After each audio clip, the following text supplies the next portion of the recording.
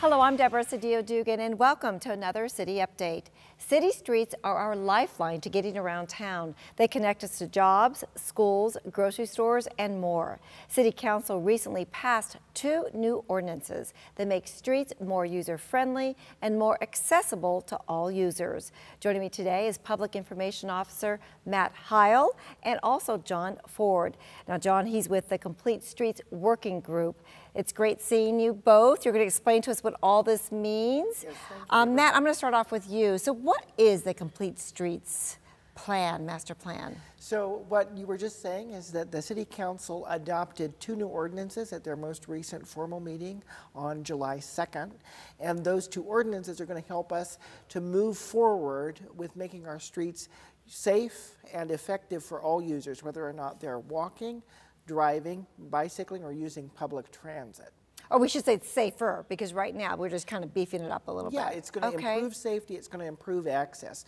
One of the key principles of the Complete Streets notion, as it's coming across the country, is that they should work in a context-specific way for each community. So we're looking at where are people bicycling a lot? Where are people going to be wanting to be more pedestrian friendly and active? And where are we going to need to continue to consider automobiles, especially up in North Phoenix, in a way that allows for folks to do everything that they need to do to get around on a daily basis? Oh, perfect. And that's where I live, up in the Northeast. So I'm glad to hear that.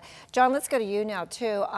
Obviously, you're part of this task force, or this working group, if you will. What is your role? What is your mission, your goal? What does the group do? You know, this really started back in December of 2012, and perhaps even a little bit before that, when people started to get together and talk about the notion of bringing Complete Streets policy to Phoenix. And council got involved, and at that point said, you know, this is a good idea, we need somebody to work on this. And so that was really the genesis of the Complete Streets Working Group.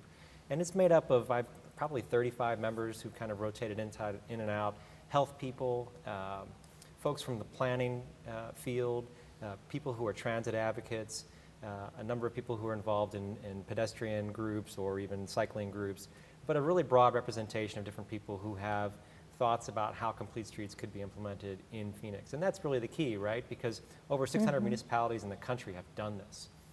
But Phoenix is its own place. And so you have to figure out how to take these policies, bring them to Phoenix, and make them fit in with our culture, fit in with our setting. And you said that you just really, I know when I first moved here, I was from the East Coast. When I first moved here, I was just amazed how just sprawled out Phoenix was. And just, you know, where you live in big cities back east, everything's condensed and you have, so it is different. So you made a very good point. Matt, let's go to you too. Give us some examples of some things that we are going to actually see changed on some of the streets in the particular areas. Because I guess they really differ depending on the village or the district. So we've already got a couple of what you might call demonstration projects in the city. The first one being First Street in downtown between Washington and Moreland. You're going to notice in that area we did some interim design solutions that use vertical elements and a little bit of roadway narrowing to make it a more pedestrian friendly street. And then the other example is going to be Grand Avenue there from Van Buren and 7th Avenue all the way up to 15th Avenue and Roosevelt. It's got new bike lanes, it's narrower, and it's much more pedestrian friendly. Now, as we say, not in every case is it going to look like that, but as we're rolling out the guiding principles that the City Council adopted, we'll be trying to figure out what is it that's going to happen on every street.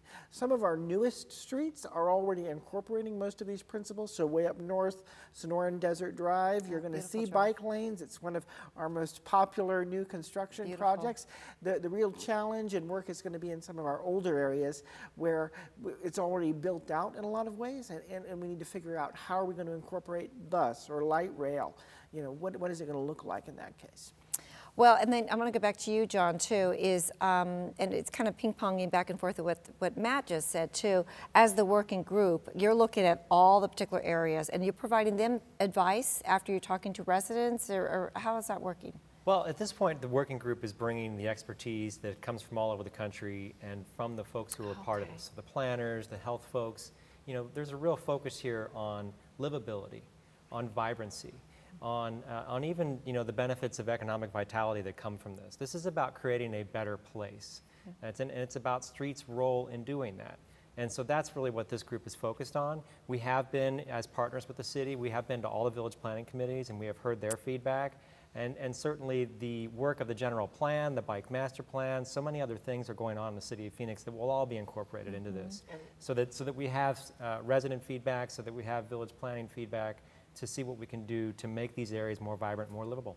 And I want to, just give them kudos, because that group was entirely volunteer, and they were really the ones that were pushing the engine for us to get where we were with the ordinances. So they provided the expertise, they helped us to start thinking about benchmarks and ways that we could track progress so that we're successful.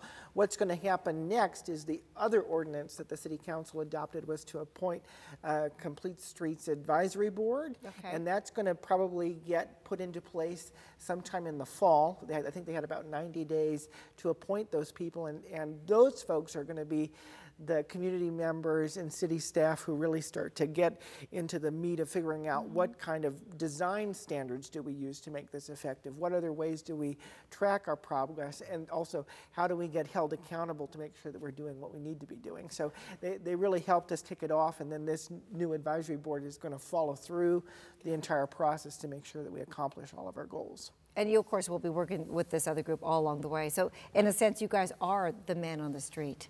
Really, literally, the resident on the street providing the city information. Let's talk about timeline. You said that there's some benchmarks, but are there some real times, and how is that really going to impact our residents and people who are using our streets on a daily basis? So we're not going to see any dramatic change right away, but within the first 90 days, this new advisory board is supposed to be appointed so that they can start to provide feedback. And then within a year, the council asked us to come back with a design standards manual so that we could be looking at how we are building streets now and what would need to change to involve these complete streets principles. And then subsequent to that, to also have some benchmarks and ways that we could track progress also in place within a year. That sounds great. Well, John, I know you're with St. Luke's. You're actually the communications director / community liaison, community relations person. How has that, your job, really helped you be part of this working group? Well, St. Luke's has a huge interest in this work, because what we understand and what we hope a lot of people will begin to understand more explicitly is that health is not limited to healthcare. Health is everywhere that we are living, that we are working, that we're playing. So if we don't have healthy environments, it's really difficult for people to make healthy choices. And so for St. Luke's Health Initiatives, this is a huge part of what we're involved in. We really are looking for the impact of our environment to be positive and to be encouraging of healthy choices.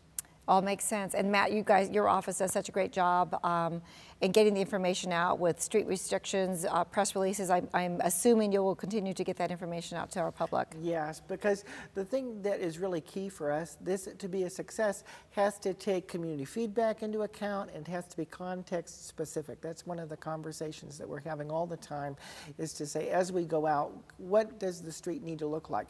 Another example of what we're building right now is the Avenida Rio Salado project in South Phoenix, and that's going to be another complete street that involves various elements. Accessibility for people in wheelchairs is key, and so those sidewalks that are going to be expanded and more usable for everyone, as well as bike lanes, all going to be considered as we're going through the building process for new streets and when we're revisiting our older streets in the city core. Well, you both have a big job to do, and we've already seen some of the benefits already, so we can't wait to this transformation of our city to make it more accessible for everybody. Thank you both for joining us today. Thank you. Thank you. Again, if you'd like to have some information on this particular issue, you can visit phoenix.gov /streets. For City Update, I'm Deborah Cedillo Dugan.